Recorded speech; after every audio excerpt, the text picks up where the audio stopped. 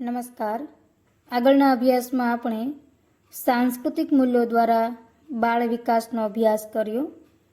આજે આપણે લોકસંગ્રહાર્થે કર્મની ભાવના બાળકોમાં કઈ રીતે વિકસે તેનો અભ્યાસ કરીશું.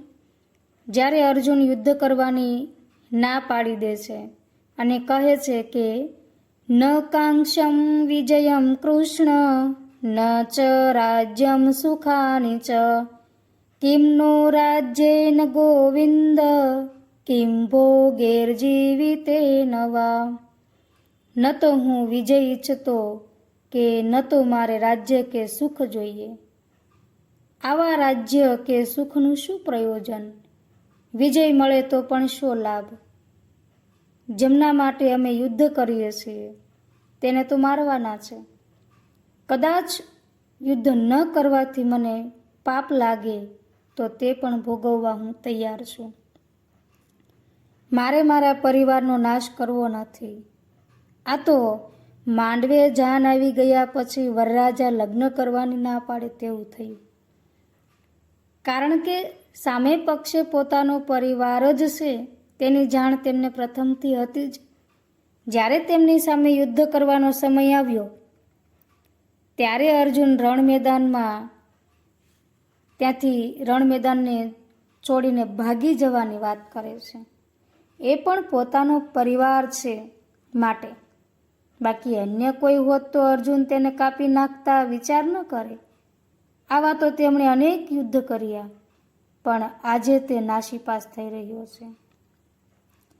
ત્યારે કૃષ્ણ કહે છે કે ક્લૈબ્યમાસ્મગમઃ, હે અર્જુન, તું નપુંસકતાને વશ ન થા. કારણ કે પાર્થ નૈતત્વયુપપદ્યતે, અર્થાત હે પાર્થ, તે તને શોભતું નથી. શ્રી કૃષ્ણ અર્જુન માટે ક્લૈબ્યમ શબ્દ પ્રયોજે છે. આનાથી મોટું મહેણું કયું હોઈ શકે? પોતાને લાભ થતો નથી માટે અર્જુન યુદ્ધ કરવા તૈયાર નથી, અને તેથી જ કૃષ્ણ તેમને ક્લૈબ્યમ કહે છે. સ્વાર્થ વૃત્તિ ત્યજી, તારે તારા માટે નહીં પણ લોક સંગ્રહાર્થે કર્મ કરવાનું છે. ધર્મની રક્ષા માટે કર્મ કરવાનું છે. સ્વયં કૃષ્ણને કોઈ જ પ્રયોજન નથી, તેમ છતાં પણ તે લોકોના હિત માટે કર્મ કરે છે.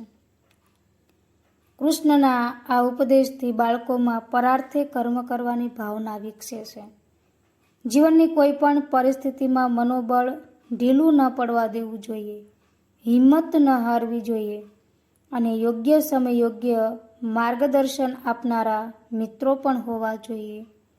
આ ઉપદેશ બાળ ઘડતર માટે પ્રેરણારૂપ છે. જયતુ સંસ્કૃતમ, જયતુ ભારતમ. આગળના અભ્યાસમાં બાળકોમાં શિષ્યભાવનો ઉદય કઈ રીતે થઈ શકે તેનો અભ્યાસ કરીશું.